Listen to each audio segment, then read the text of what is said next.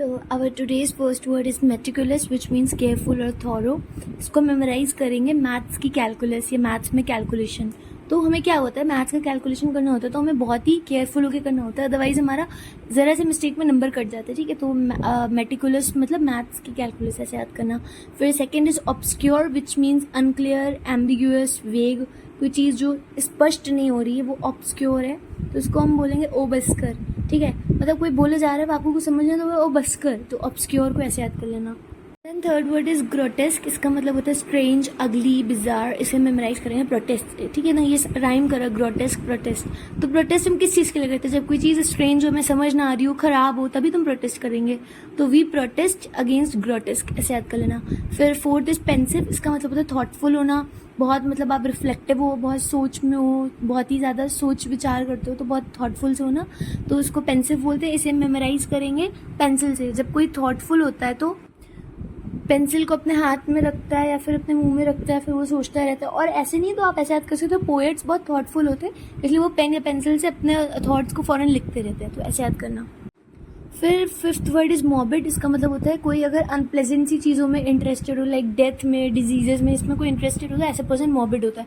इसे हम याद करेंगे मोरबिड से. बिडिंग लगाई जाती है ना, नीलामी करना, ये सब करना.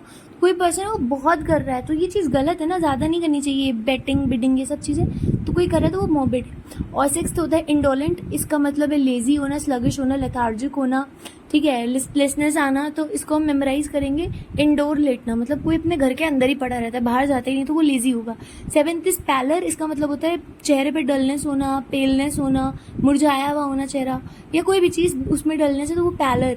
तो इसे मेमोराइज करेंगे पार्लर. जब हम डल होते हैं, हमारे अंदर पेलनेस होती है, तो हम पार्लर जाते हैं ताकि हमारी स्किन रिवाइटलाइज हो जाए.